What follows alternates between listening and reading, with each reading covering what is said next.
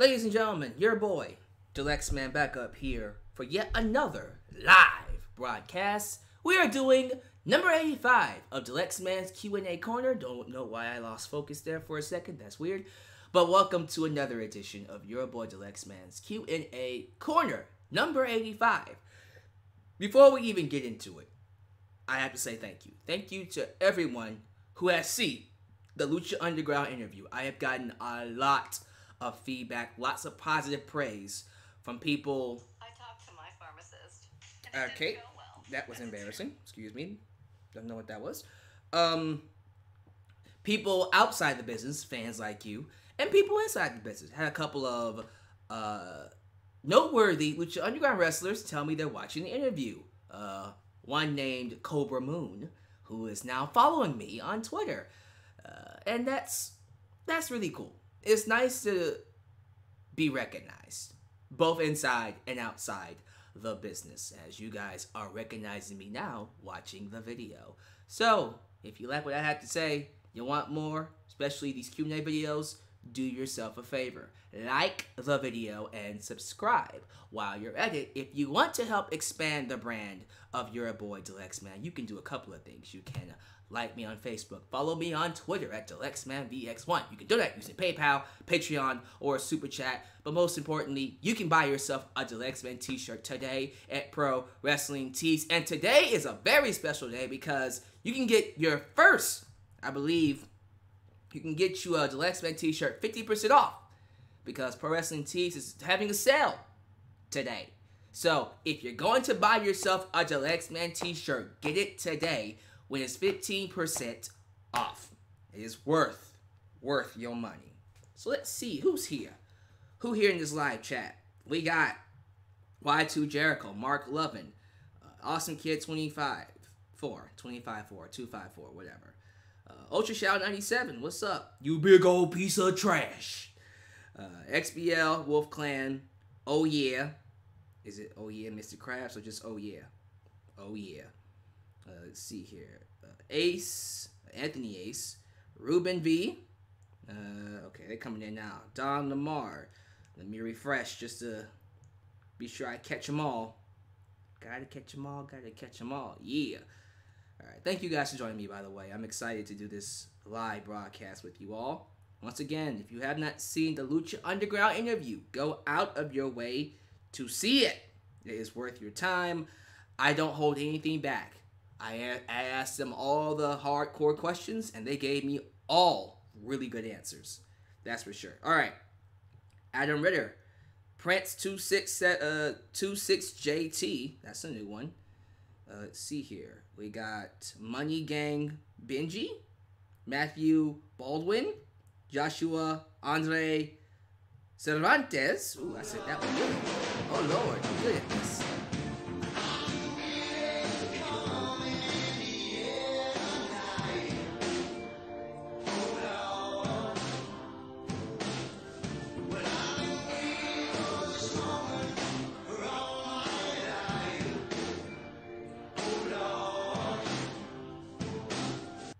Today's my birthday, so it's cool that you did a Q&A today. I appreciate that. Happy birthday. Everyone, take this time to say happy birthday to Anthony Ace. I pride my subscribers on being some of the most coolest people in wrestling today. At least when it comes to wrestling fans. Speaking of coolest people, Patrick's Crazy Place is here live. Say what's up to Patrick's Crazy Place. Blah, blah, blah, blah, because say your name right. Patrick's Crazy Place. Subscribe to him and get his numbers up. Very underrated. Deserves a lot more than he has. John 15 HD, The Big Dog. And one more. Funky Chicken 20. If I don't say your name, it's not because I hate you. I just want to go ahead and get to this Q&A here. Once again, like the video and show Anthony Ace some love. It's his birthday. Happy birthday, guys. Happy birthday. You're welcome, Anthony. So, we're going to start with Facebook. And we're going to go to Twitter. And we're going to talk about the big question that everyone's been asking me, which is the first question here on Facebook.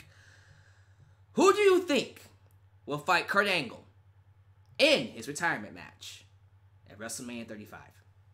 Well, the name I'm seeing occur pop up very often is Mr. John Cena. Mr. Jonathan Cena. Well, yes, that would be the logical choice. It was his first. Kurt Angle was his first match, so why not flip it and have John Cena be Kurt Angle's last match? That just seems like the right way to go about it. However, if it was me, I would save John Cena for Samoa Joe. I think that would be the better program, in my personal opinion. Cena and Joe. Although, I don't know if we would be able to work that into WrestleMania now, because Mania is, what? Not that far away. If I was going to build to Cena and Joe, I would have started that in February. I would have Joe go out there calling out John Cena and mocking him, just kind of like Cena did to Taker last year. So it might be a little too late to do Cena and Joe, but I would do Joe and Cena. And if I was doing that program, I don't know if I would have anybody new fight Kurt Angle. People are saying Drew McIntyre. I'm pretty sure he's going to fight Roman Reigns, and I'm cool with that. I would have someone like a legend come back and fight Kurt Angle. That's what I would do. And if I'm thinking of a legend, someone to come back and give Kurt Angle his last match, and I'll be real with you, this one is probably, most likely, definitely not going to happen. But you ask me, who do I think should fight Kurt Angle in his last match? Who better to fight Kurt Angle in his last match than the guy that gave him his best match in WWE history? HBK, Shawn Michaels. Shawn can still go. If you saw even just a snippet of his match at Crown Jewel, you can see this man still has it. I would love for Kurt Angle's final match to be against Heartbreak Kid Shawn Michaels. Personally, that is the best way to go out. The best way for Kurt to go out is against the Heartbreak Kid Shawn Michaels. That's just my opinion, of course. You guys may disagree. But for me, again, I don't hate Cena. I think Cena is a great choice. But you ask me who is the best person to fight Kurt Angle. I would love to see him fight Shawn Michaels. Now, I see someone said Shelton Benjamin. That's another good choice. I would love that match. I see people saying The Undertaker. Actually, that's not a bad match either. Let's see here. I'm seeing what people are saying here. I'm liking these names. Strowman? Braun Strowman versus Kurt Angle? I don't know. I think, here's my thing. If you're going to have Kurt Angle wrestle wrestle in his final match, it should be against someone he'll beat. I personally think if he was to fight Shawn Michaels, that's a guaranteed win for him. And that would be an amazing match. John Cena, I'm pretty sure Cena would love to put over Kurt Angle. I would have Cena put over Kurt Angle in his final match. So I'm not against Cena. I just kind of feel if you're going to have him fight someone that's, doesn't mind doing the job. I see someone said the Icon Sting. Sting versus Angle would be amazing. That'd be a hell of a match. Let's see here. See, I don't like someone like McIntyre because if I have McIntyre fight Angle, more than likely I would have to put McIntyre over as the guy who retired Kurt Angle. And I don't want that. I don't want Angle to be someone who has to put someone over on his way out. I think he should end his career with a win. He deserves that. He already put over McIntyre anyways. Dean Ambrose? Ambrose is leaving anyways, right? Sure, why not? Rey Mysterio is a great choice. If he's not fighting Andrade, which he probably is, so.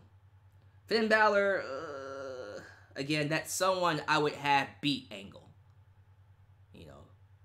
Not lose to Angle. Jason Jordan would have been perfect. If Jason Jordan was healthy, that would be the ultimate way to go out. That would be the perfect retirement match. It's revealed that Jason Jordan was never his son, and he tried to use him to, elevate his career. And he beats Jason Jordan in his final match. That would be the absolute perfect way for Kurt Angle to end his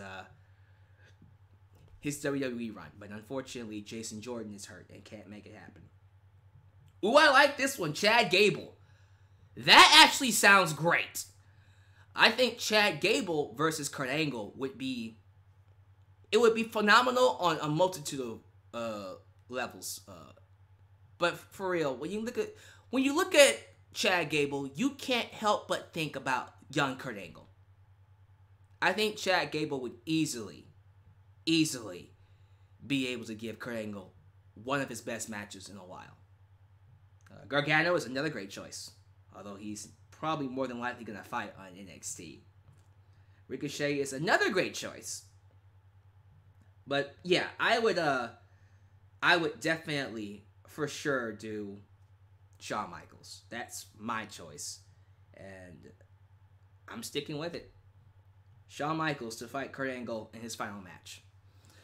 But more than likely, it will be John Cena, which disappoints me because I want Cena to fight Samoa Joe.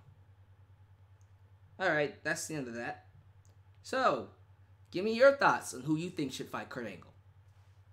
Like, if you had the power, who would be Angle's final opponent before he calls it?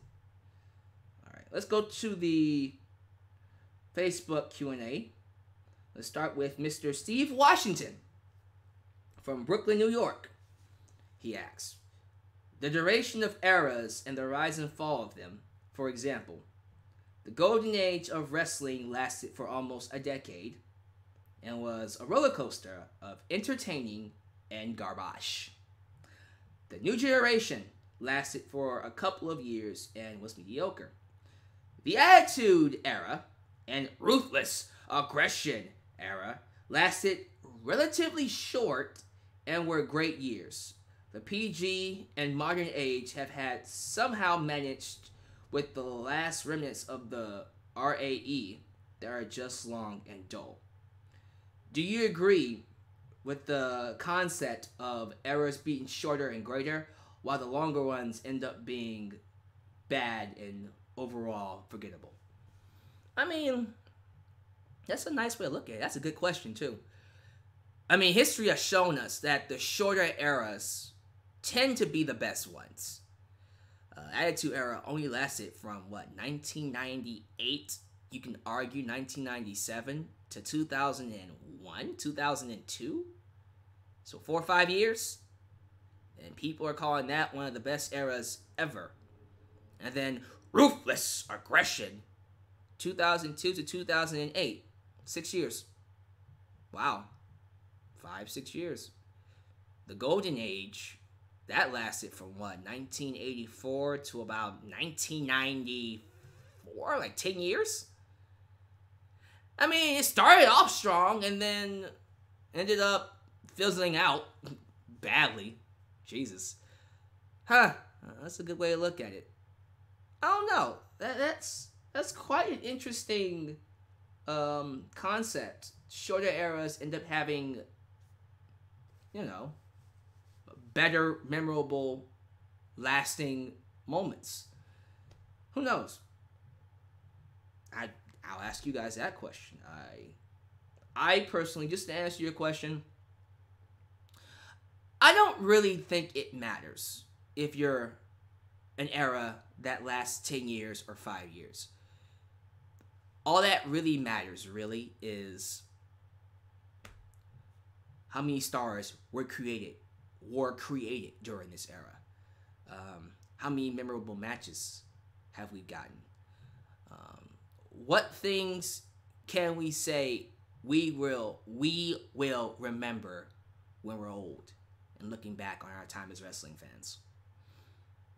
I think that matters more than, okay, this year is shorter, so it's going to have better, Although there is something to be said about, because it's so short and,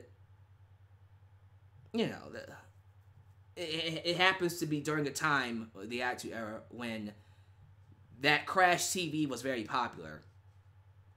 It's easy to pick that out amongst all the other eras because it's so short, it's easy to recall. I just feel like it doesn't matter how short you are or how long you are. Do you have the most stories? Do you have the most memorable moments? Do you have the most matches that help you stand out? But good question, though. Let's see here. Tahibe Brew. I hope I said your name right. Tahibe. Anyways, would you be okay if Big E turned on Kofi Kingston after he wins the WWE Championship?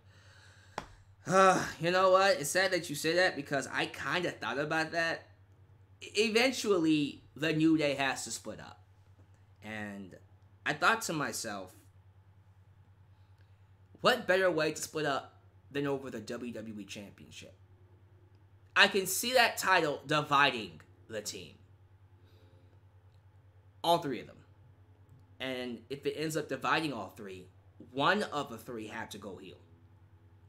Personally, if I had to choose, it would be Kofi. Then again, it's pretty crazy to have that guy go heel now. He is one of the most beloved performers in the world right now. And the crazy thing is, I can easily see him and Bryan main eventing WrestleMania. Vince McMahon's involved. He is putting all kinds of hype behind Kofi winning that title. So, hell, to me, the idea of the first black man becoming WWE champion, it's kind of hard for that not to main event a show. But I'm pretty sure, regardless, the women are going to close WrestleMania. I am positive on that. With Kofi being champion, he's going to need someone to fight. It's kind of hard not to go with a Big E or an Xavier Woods, if not both. So, would I like it? No, but I would think I'm not supposed to like something like that. I'm supposed to despise it. If Big E turned on Kofi, he would be the biggest heel in the company. That's for sure. But yeah, we'll have to see. That's a really good question. You guys are asking some really good questions, by the way. Oh, like the video. I see some new people here joining me. Likes the video. Give your boy Dalyxman some love, so more people can like and watch your boy Dalyxman. Alright, give me 1 second before I read the next question. Get some more light in here. Getting kind of dark. Alright. Now, what was it? Okay. There we go. I want to be sure you guys can see me. You guys see me? I seem to be lagging. Sorry about that. Didn't mean for it to lag like that. I think we're good now. That was a weird lag. Alright, anyways. Bradley Xavier. I went back and checked out an early video from 2010 where you provided a list of the top 10 wrestlers who should be world champion in the future. Oh, that's one of my favorite videos. It's one of my favorite videos. Alright, I'm excited. Let's read the rest of it. From the wrestlers who became champion, were they successful reigns? And the ones who have yet to win the big one, should they eventually capture the gold sometime down the future? I love this question. This is amazing. I'm happy you asked it, Bradley. I'm happy you asked it. Let's talk about it. So, he actually provided me the list too. So, on this list of 10 wrestlers, number 1 was The Miz, who became WWE champion in 2010. Was his successful? I liked it. I think it helped for the most part. I feel like it helped his career. Could it have been better? Absolutely.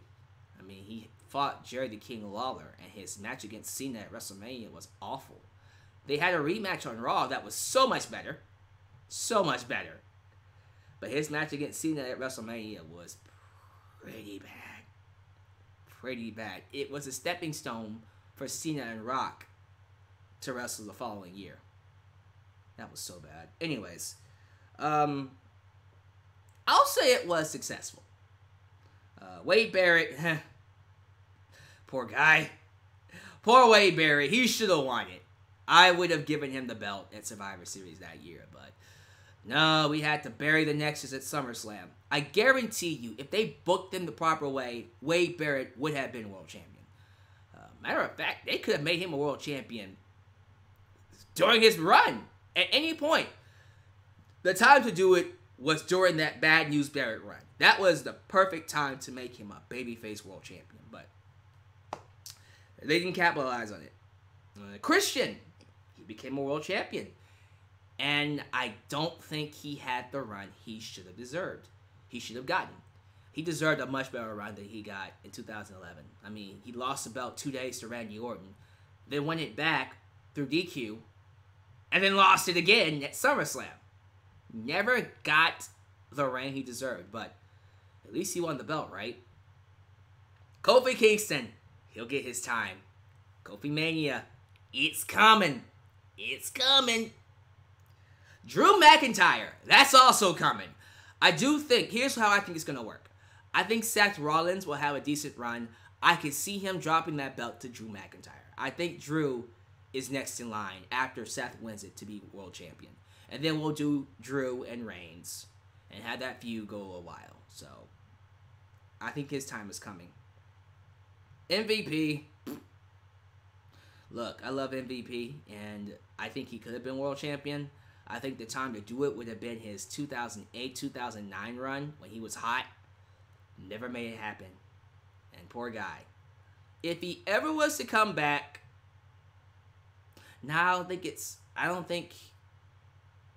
it's a good idea to give him the belt now. I think he's past his prime, and he's more of a microphone worker. So, if they were going to do it, they should have done it in 2008. Which they didn't. Alberto Del Rio, multiple time world champion. I don't remember his reign at all. Yuck.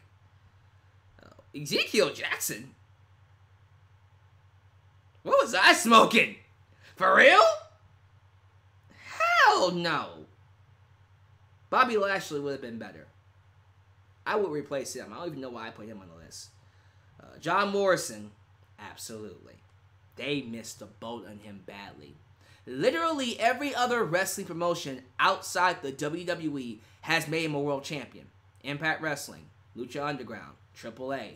He's been a world champion wherever he went. Except for WWE. So if he does go back, they need to put the belt on him. And Daniel Bryan, who's like a 4 or 5 time world champion. Awesome reigns. I do think his first reign ended unfortunately. Actually, the first 3 reigns, the first one was 23 hours? Not even that.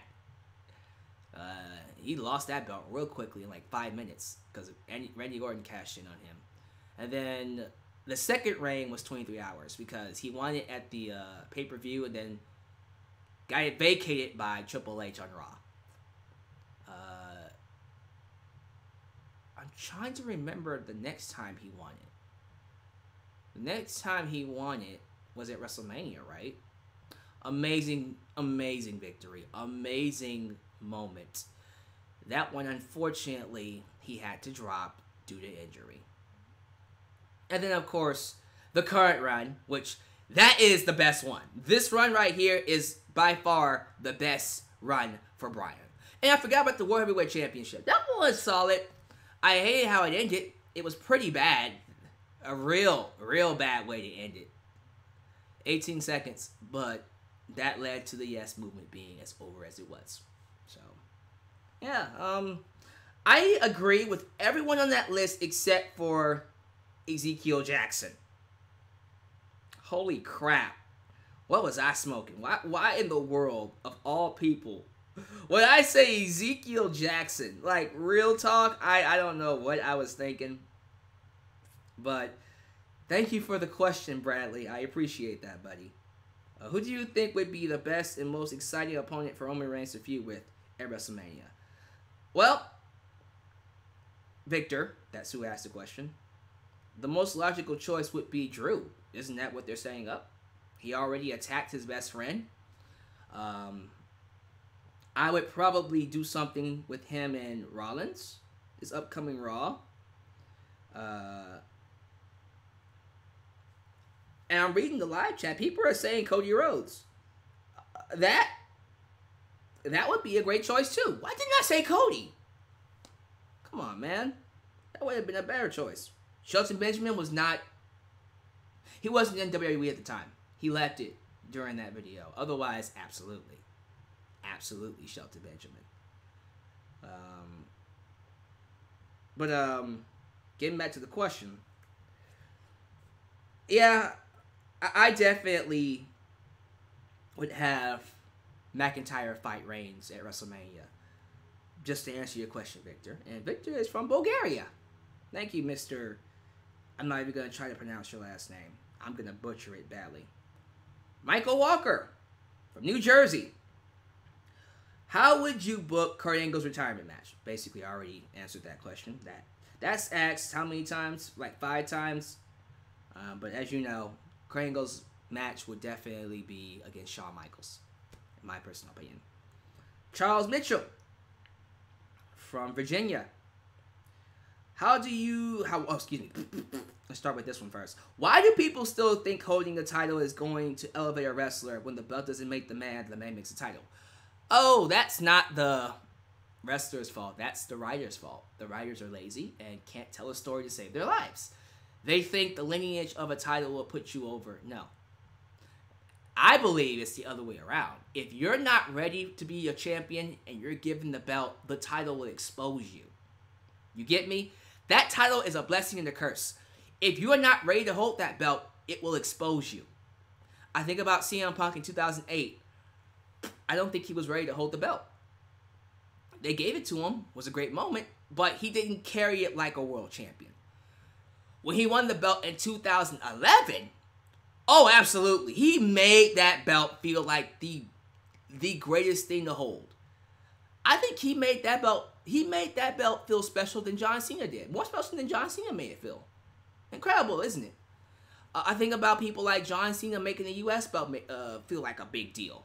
That's how it should be. The person carrying the belt should make it feel like it's the best title or the top championship in the company.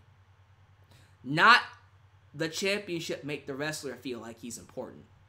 Because all that's going to do is expose the wrestler to not be all that good. Even with the women. I feel like people like Sasha Banks, Bayley, Charlotte on NXT made that belt feel like it was the belt to hold for women. On Raw, I'll be real with you. The Raw Women's Championship hasn't really had anyone that I believe deserved to carry the belt except for Ronda Rousey. I think Ronda Rousey is making that belt feel very special because she's Ronda freaking Rousey. And I think Becky Lynch will make that belt feel special.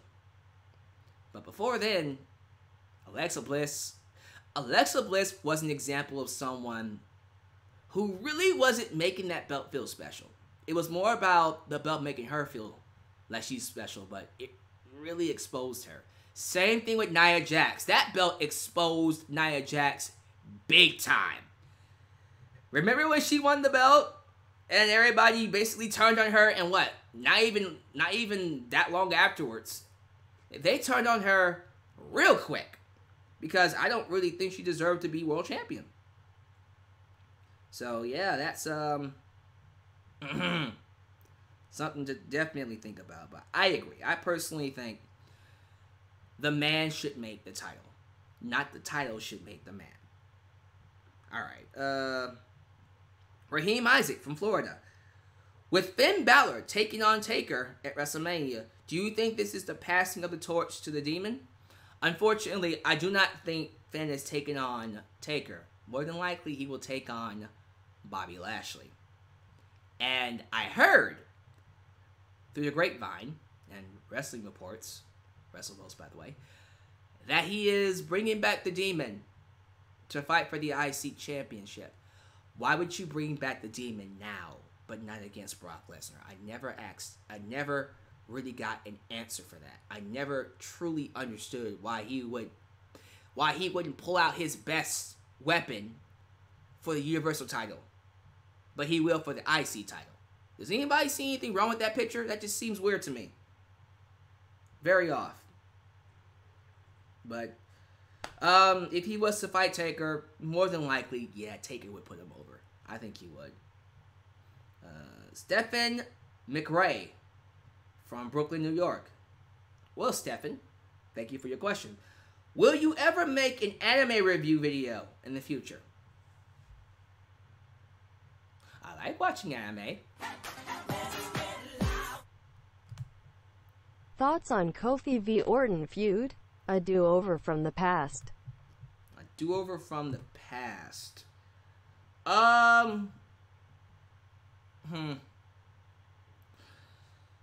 Honestly, that would be a great opponent for Kofi to have after he beats Bryan at WrestleMania. Now, more than likely, Bryan will get a rematch. That's what I would do. And then afterwards, I would have Kofi fight Orton. That would be a great way to establish Kofi as a world champion. Having him avenge his loss against Randy Orton. That's what I would do. But, getting back to your anime question. What animes would I review first? Shoot. Oh, goodness. Too many. Too many to name. Alright. Code Geass. Definitely DBZ.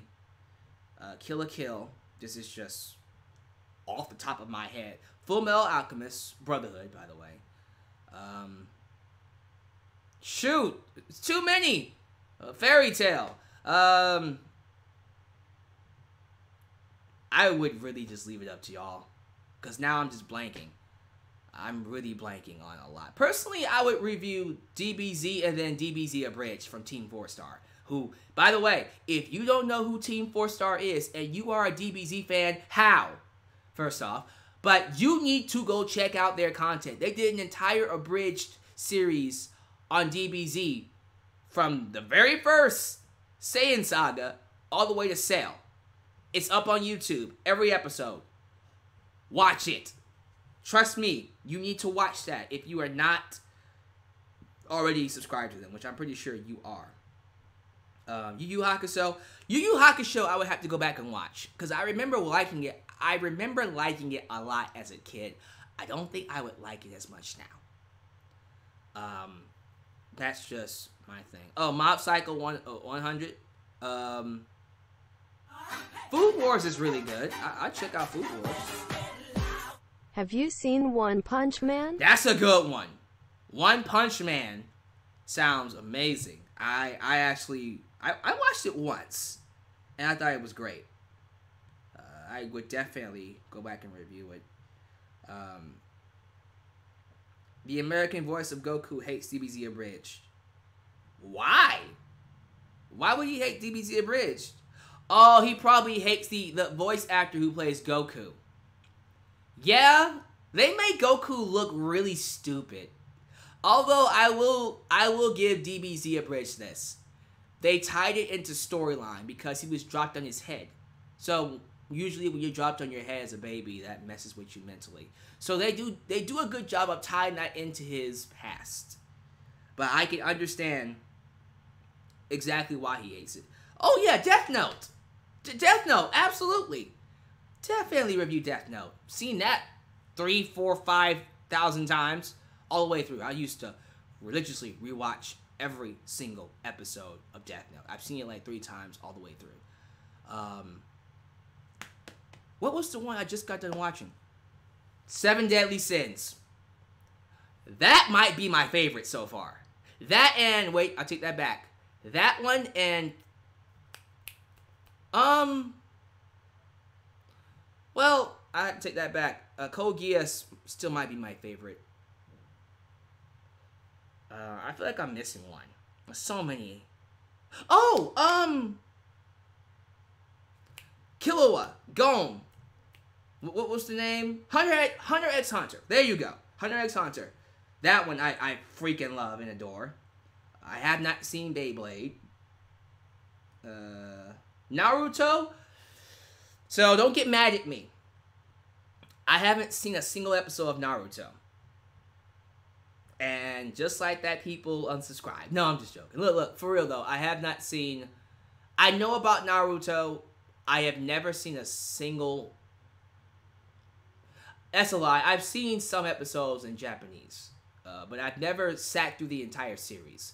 Same thing with Bleach. I had not seen the entire series, but I've seen episodes of Bleach. Both of them look really, really good. Yu-Gi-Oh! Oh, absolutely. Yu-Gi-Oh! That's a given. Love Yu-Gi-Oh!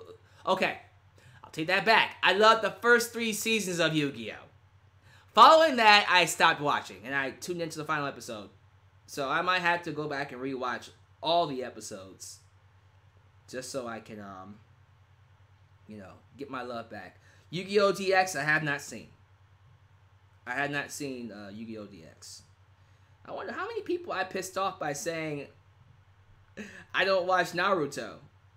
I should probably check that out eventually. All right. So let's get to the rest of these questions real quick. But yeah, what I'll do, here's what I'll do. If I ever do a video reviewing animes, what I'll do is I'll ask you guys, what anime would you like me to review? And if I haven't seen it, I'll watch it and then review it. And if I have seen it, I'll just turn on the camera and talk about it. Would you guys be interested in that? That'd be interesting. Okay, so DX Extreme MWE says, no, he hates it because he's the voice of the franchise and they are legit stealing and selling copywritten footage after already being warned. So he sees DBZ Abridged as a slap in the face. What? DBZ Abridged saved DBZ. Because let's be real. After, I love DBZ. But after the Boo Saga and after DBGT, GT especially, the series was dead. R.I.P. No one was talking about it. And then DBZ Abridged literally, by itself, resuscitated the series. It revitalized DBZ to the point that they created 2 movies and then revamped the series DB Super. If it wasn't for DBZA, no one would be talking about DBZ. Period. We wouldn't have Dragon Ball FighterZ. We wouldn't have any of the Dragon Ball Z games that came out today if it wasn't for DBZA. So I don't give a damn his opinions on DBZA. You can say that they're stealing your content. It's a parody. They're not coming out and saying we created DBZ. We are literally retelling the story and parodying it. In my personal opinion, it's another dub. It's just another dub. That's how I see it. Might be, in a sense, a better dub than the American version. But that's how I see DBZA. It's just another dub, a completely redub of DBZ. I honestly believe it's probably one of the better dubs I've seen. So, that's how I feel. My Hero Academia. That one, that's the one I was thinking about. That one so far is my favorite. That one is my favorite so far. I love My Hero Academia. And I have checked out some of the comics that, mangas that give us more of the story. I can't wait for the next season. That's gonna be amazing.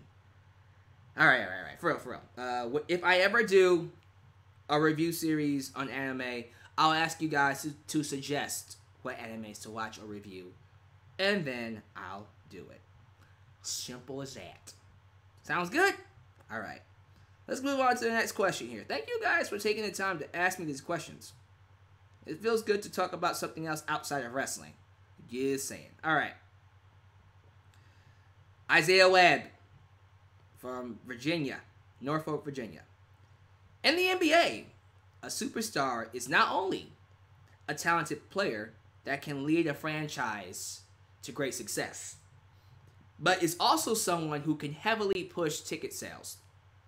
LeBron, Harden, Steph, KD, Wade, Westbrook, etc.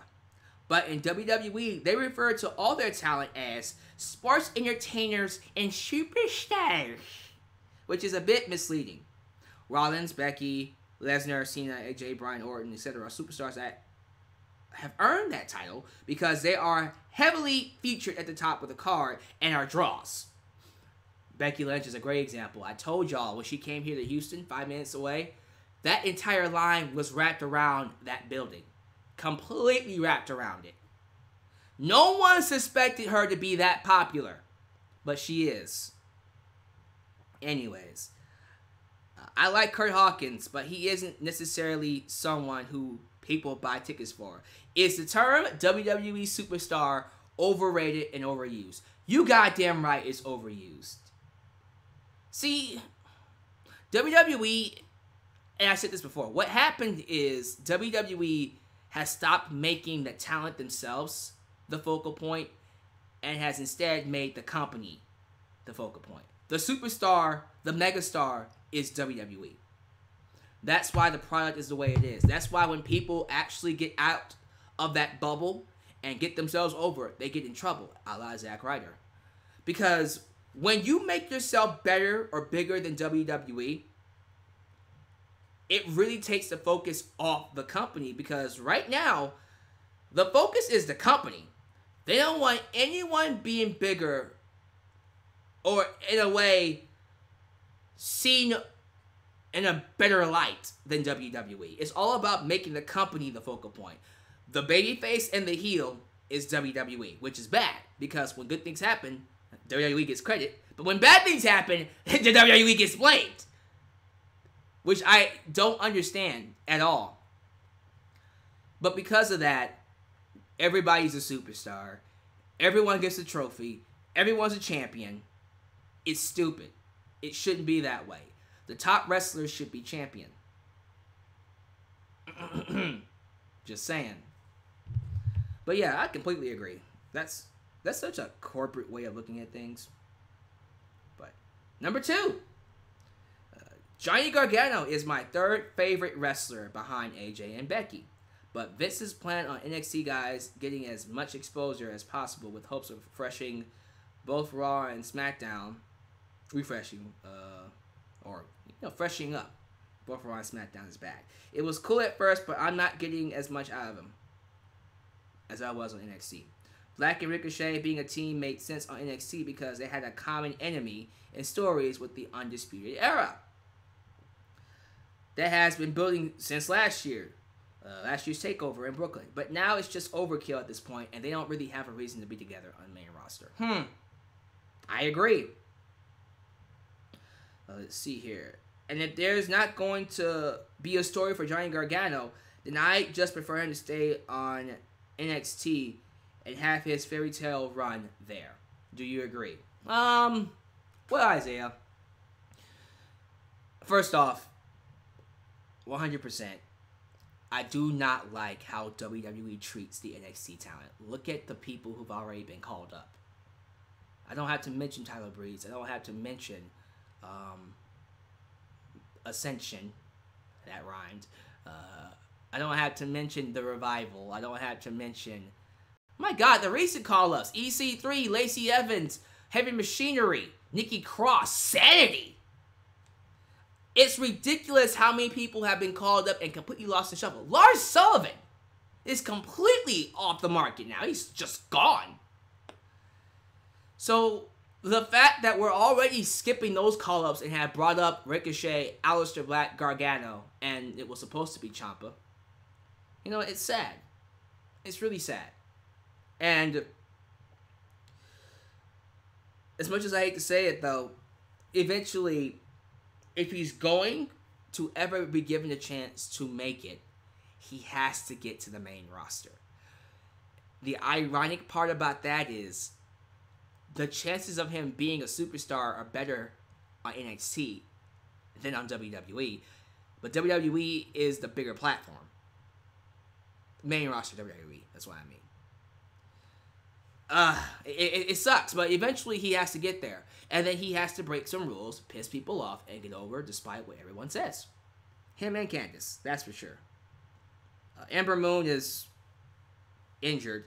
Asuka hurts. Asuka really, really hurts. Don't get me started on Asuka, man. Let's see here. Sonya Deville. Let me give her a shot. We'll see. I wonder what will happen. With Johnny Gargano when he does come up. Anyways, thanks for the question, man. Damien from Puerto Rico. I watched WWE Untold on the YouTube channel, about history of the missing of my favorite hardcore wrestling show, ECW.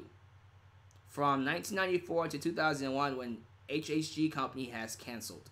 Until 4 years later, WWE purchased ECW from the bankruptcy and restored the business as the third brand alongside Raw and SmackDown until February 2010.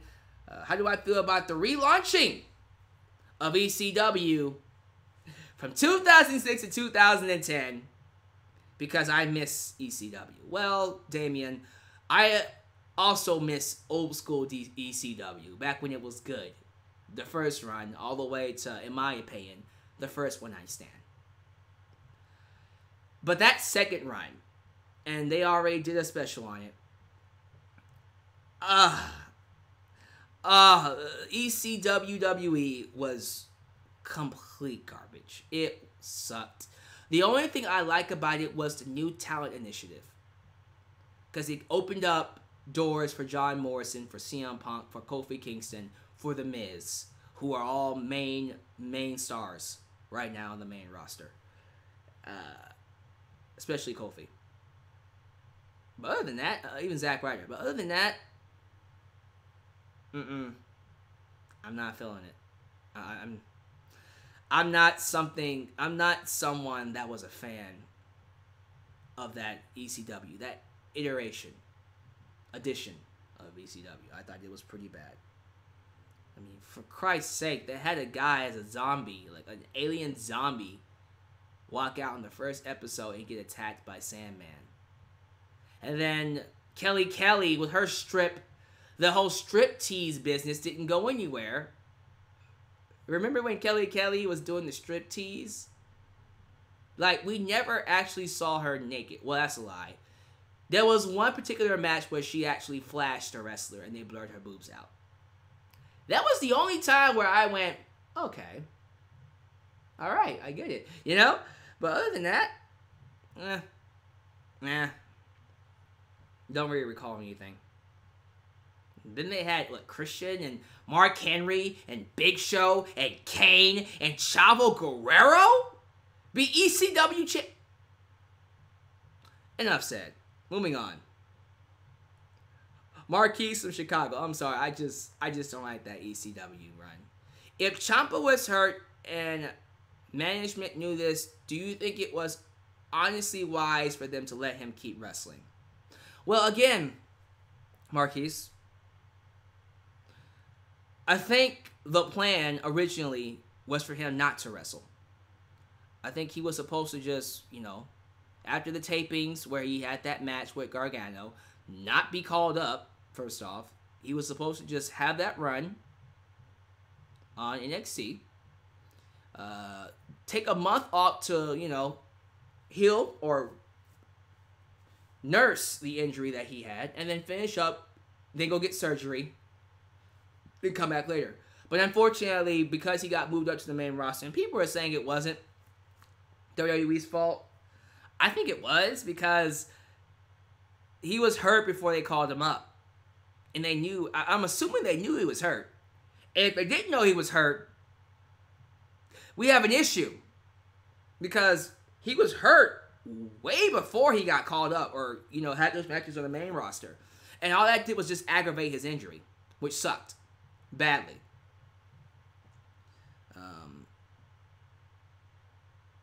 Personally, if I had it my way, I would have. I don't know. I don't know what the right decision would have been. It hurts knowing that he won't get his blow-off match with Gargano at New York. He'll most likely get it at Brooklyn when he comes back. But still, that sucks. it sucks that this was the perfect time to blow off their story. And unfortunately for him, you know, that's what happens. He got hurt. But, yeah, there is some blame to be put on WWE for calling him up during a time when he was clearly hurt. And you ruined the NXT main event. Thanks. Ashley Walker. Title. WWE Wrestlemania True Plan. Okay. Oh, this one's long. Jesus Christ. Okay. I gotta read this whole thing. Okay, Ashley Walker. Here we go. Since Ronda Rousey made her debut, the WWE fans instantly said that she would be in the main event of WrestleMania. And while her being there has remained the same, the choice of her opponent hasn't.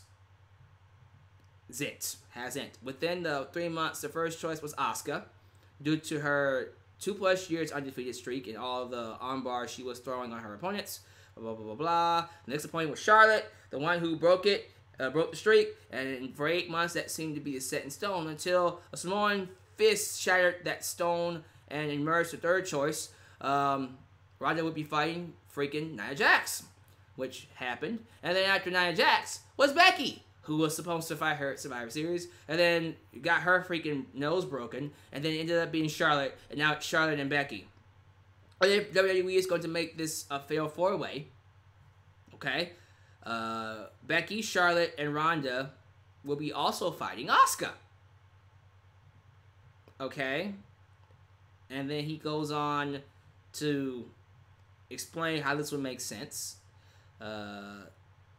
When Ronda made her debut, it was after Asuka became the first female to win the Royal Rumble. With Charlotte and Alexa also in the ring, Ronda only goes to shake Asuka's hand only for the Empress to smack it away, giving the feeling that one day these two will meet. Asuka and Ronda would have been fabulous. I think it still happen too, although I think Asuka would lose. Blah, blah, blah, blah, blah. Eventually, Asuka defeats Becky and Charlotte and TLC to become SmackDown Women's Champion with a little help from Raw Women's Champion Ronda Rousey. Yeah. Since becoming the man, Becky has lost and clearly only to the Empress. With Asuka not being on our screen since the Royal Rumble, maybe after feeling disrespected, she stakes her claim to also be the WrestleMania main event and says she will put her SmackDown Women's Championship on the line to unify the belts.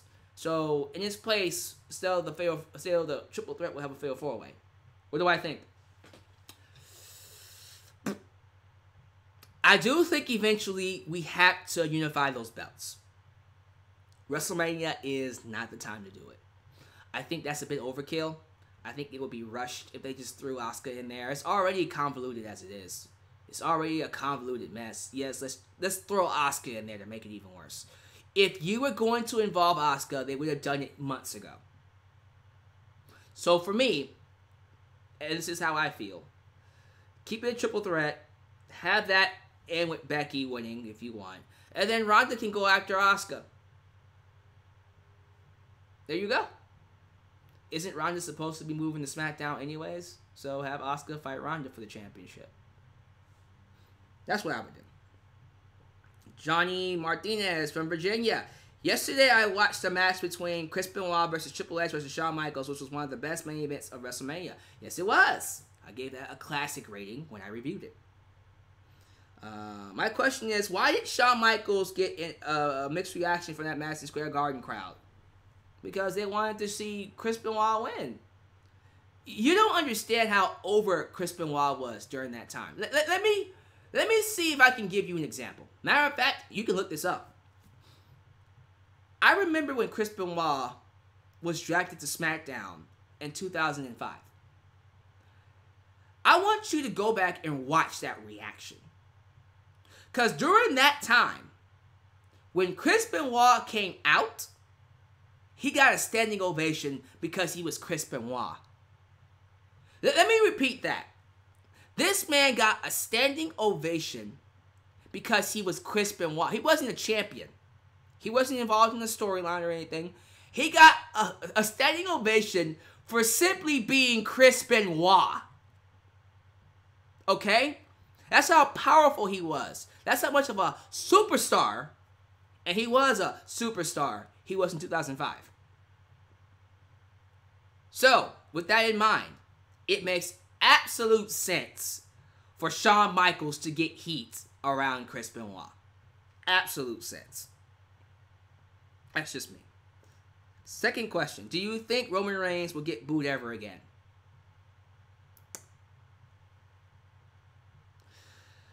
Well, it all depends on WWE. Roman Reigns, the way he is now, is very likable because they're not shoving him down our throats and he's being himself. Very easy to like. And as it looks, he's going to be in a program with Drew McIntyre. So there you go. Can't hate on that. But eventually he will have to be pushed to the main event again and get a world championship match. And if that happens, I can't sit here and say he won't be booed. Depending on who he's fighting. If they hold it off long enough and make it a natural build, maybe you can make that championship win mean something. Maybe. But, knowing WWE, they will rush him into that title picture immediately after Rollins wins the belt. Which will make him the number one hated guy again. Because no one wants to see Rollins win the belt and drop it to Roman Reigns. That would be the stupidest thing you could do. So it's all based on how they book him. That's all I know. David Herbst from Abilene, Texas. Should WWE get rid of the pre-show? Or at least have matches on the pre-show? That don't matter. Here's what the pre-show should be. The pre-show should be highlighting what's going to happen on the show through video packages or low-card matches that don't really get featured. Simple as that, like Sunday Night Heat. Rohan from London. 2 questions. What should WWE do with R-Truth? I like what he's doing now. 7 dance break gimmick is pretty cool. 7 seconds dance break. 7-second dance break gimmick is pretty cool right now. If that wears out, turn him heel. Little Jimmy. Should Shelton Benjamin win the world title in the near future?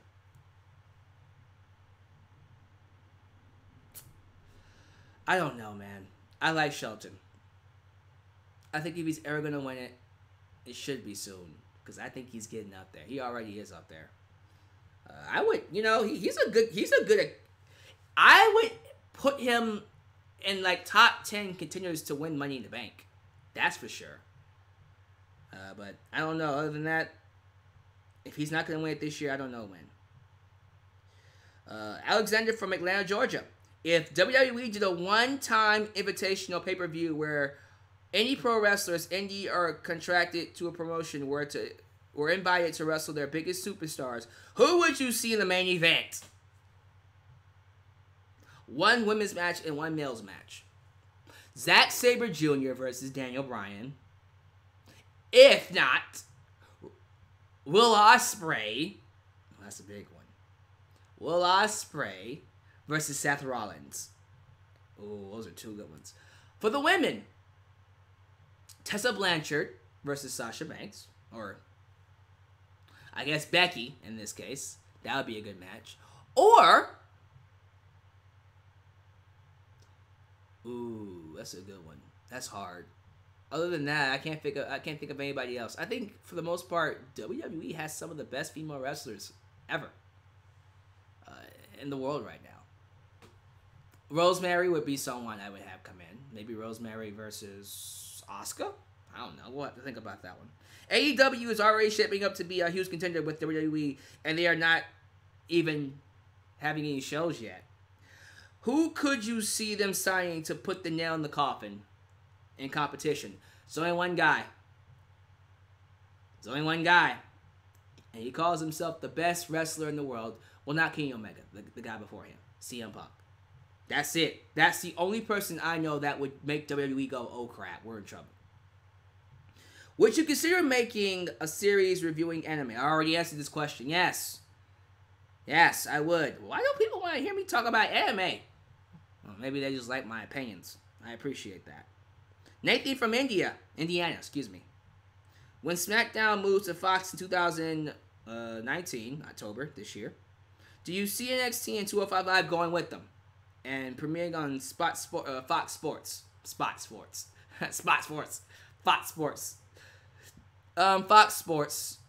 Channel 1?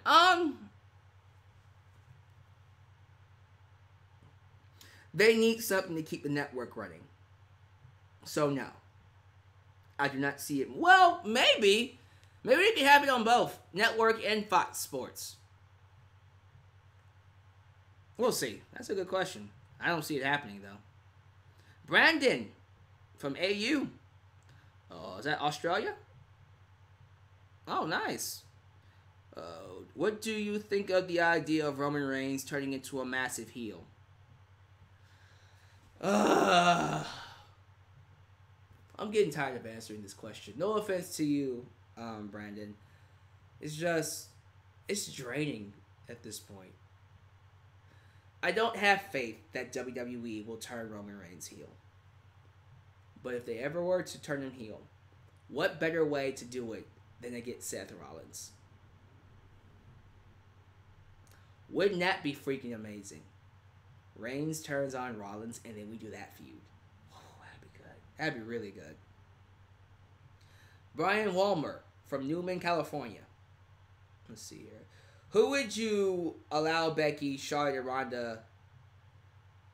Let me try that one again. I think I read that wrong. I did. Sorry. Try this one again, Brian.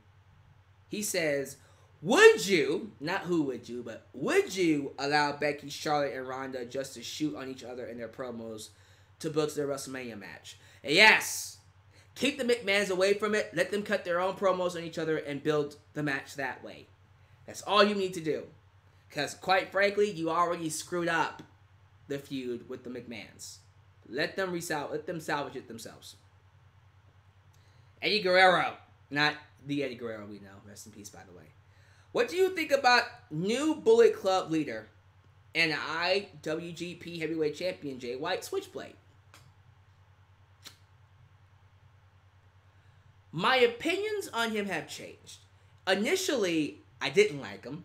He was bland, boring, and didn't impress me.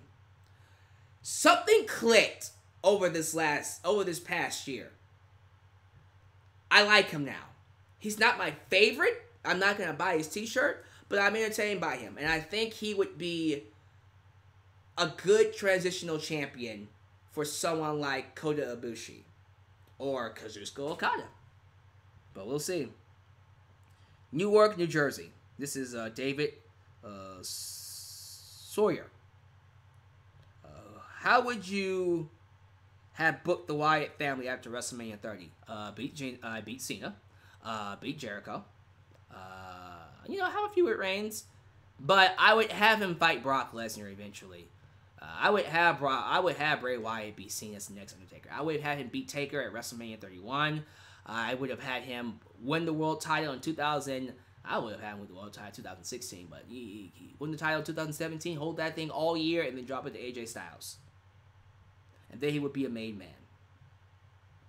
Ryan Alvarez from North Little Rock, Arkansas. Why have some fans turned on Becky Lynch all of a sudden? What? What are you talking about? These are the same people that were criticizing WWE for not treating her as a serious contender. Who's turning on Becky? Like, real talk, who's turning on Becky? Someone's got to tell me that. Because they need to be slapped. Don't make me slap y'all. Please don't tell me y'all turning on Becky. Y'all will get slapped. Who do I need to slap? For real, for real. Look, honest talk. There are some fans who are just fickle. They're going to hate on someone because they have to find something to hate on. Because it gets them attention. It stops being about the wrestlers and starts being about them. Their lives are horrible. Their lives suck. They're miserable. And so they need attention to be validated. And the best way to get that attention is through mocking wrestling. Just gotta call it like it is. They're never going to be happy because they're not happy. Their lives suck. Once their lives get better, like mine is now, you don't feel the need to do that. You just call it like it is. If it's a good show, it's a good show. Raw, SmackDown, pay-per-view, whatever. You know, if it's a bad show, it's a bad show. NXT, SmackDown, whatever. Just saying. But to defend him, I think the bad booking of Becky has hurt her very badly over the last, I dare say a few months. So, yeah. Maybe that's why they lost faith in her, or just lost interest in her. I can't really be upset at that, really. Well, why would you turn on Becky, though? That just makes no sense to me. Sam P. Boone, will you do a live reaction of NXT TakeOver New York? I usually would not answer that question, but you know what? I've been thinking about doing it because I want the casual viewer and the Only Florence to be there to watch it. So, tell you what. Would you guys be open to them doing a live reaction to the show? Would y'all be open to that? Because if you're open to it, let's do it. Let's do it that Friday. NXT TakeOver New York. Live reactions. Let's see here. How do I feel about the Avengers Endgame trailer? The recent one that came out? Pumped. Amazed. Can't wait for it. That's going to be awesome. And last but not least, Shane McKeever from Detroit, Michigan. If you could book the Usos in a tag program against any tag team from the past and present day, who would you pick? Dead or alive, right? Ooh. Hart Foundation. They're doing the Hardys already, so. Douglas would be cool. Edge and Christian would have been nice. Ooh, Paul London and Brian Kendrick. Oh, there you go. That one right there. Paul London and Brian Kendrick. Let's go. All day, every day. That would be a fantastic match. All right, so that's Facebook. Let's go to the Twitter. The Twitter. By the way, once again, guys, I gotta give you guys some love. My parody video on Batista and Triple H has blown up. It is, I won't say it's gone viral, but it's gotten me a lot of attention. A lot of attention. So, thank you to everyone retweeting it. Thank you to everyone showing it some love. Let's get it some more attention. I think we can get it. Right now, currently, it has 1,800 likes. I think we can get it to 1,000 likes. Also, tell you what, everybody right now who is on Twitter, watching me at this moment, find the video and tweet it to Triple H and Batista. Tweet it. Get it out there. Promote it. Put it on websites. Put it on Reddit. Get this baby the attention it deserves. How many people are in this chat? We got about, looks like it's 80. 78. Has Botchamania and all that shit? No. Tell you what. So tweet it to Botchamania. Matthew at Botchamania. Do it. Matter of fact, all you right now who's on Twitter, tweet it to Botchamania first.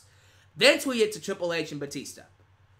Get this out there. It is both on Facebook. It is on Facebook. It is on YouTube. And it is on Twitter. Find a way to get that to Botchamania. Give me what I want. Give me what I want. The Steiner Brothers would be good. Benoit and Angle would be amazing. That's for sure. Harlem Heat would be awesome as well. All right. So get that video to Botchamania. All right, here we go. Mike Blue T.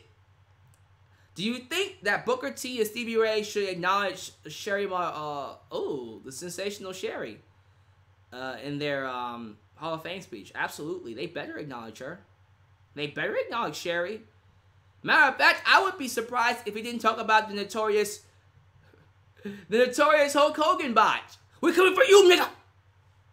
It'd be really, really nice if we talked about that. Anthony Ace. Since there are no real plans for Asuka at WrestleMania, do you think they should have a SmackDown Women's Championship Invitational? Here's what I think they should do. They should have the Women's Battle Royal be a #1 contendership match. And then the winner of that fights Asuka at WrestleMania later on the night. That way, we can open up the possibility of NXT women fighting Asuka. And we can get Kairi Sane versus Asuka. Boom! I'm smart. Let's do it that way. Also, I stole that from Solid Monster, so I'm going to give him credit as well. Let's see here. Nick K. Will you be making a March Madness bracket? I will not, unfortunately. Sorry. I don't even know what that's for. Brian B. Should Triple H bring in New Japan indie stars for one-off crossovers for NXT to wrestle one night in the future, like a supercard? I'm shocked he hasn't already done that. You know what I'm saying? Like, I would have hoped by now Triple H would have done ROH versus NXT. You know what I'm saying? That would have been really, really nice. Joseph Allen. What do you think AEW will become? Another version of NXT or closer to WCW? It will become what AEW is meant to become. I'm not going to hold it to an expectation. I'm not. AEW is going to be what AEW is. And I will judge what AEW is when it has its first pay-per-view in May. But no expectations. I'm done with that. Big Mike's WRS. What storylines do you want to see come out of this year's WrestleMania? Rollins as champion. Becky having her run. Honestly, we'll have to see because I don't know what WWE has planned. I don't think they have any idea what's planned. Last one. King Chucky. I have 3 questions. Do you think Triple H is going to be more hands-on when the XFL comes around? I think that is the plan. I think when Vince takes time off to take care of XFL, Triple H will run the show. And I think the show's going to be great when that happens. Do you hear that Fox wants an edgier non-PC product? Yes, and I hope they give it to them. Because wrestling is not supposed to be PC or PG. Do you think WWE should cut out some pay-per-views? Yes. I do think some should be cut out. I think those extra overseas shows should be gone. Every once in a while is fine, but there's too many. It's way too many. Alright, and that's it, guys. That is the Q&A. Thank you guys so much. You guys are awesome for joining me, and I hope you guys enjoyed me coming up here and ramble about all this crazy stuff. So once again, before I go on my Twitter, go on my Facebook, hell, go on my YouTube page, Dalyxman V2, by the way. Find the video, Batista Triple H parody. Tweet it to Triple H Batista, but most importantly, get it to Botchamania. Get that baby to Botchamania. Now! Now! So there you go. Thank you guys for watching. Make sure you like the video. That was my Q&A number 85. We are drawing closer and closer to 100, where you will get an interview, another interview. Who will that be? We'll find out. But thank you guys for watching. I love y'all. See you guys later for more of your boy, Dalyxman, right here in Dalyxman's World. Take it easy. I'm out.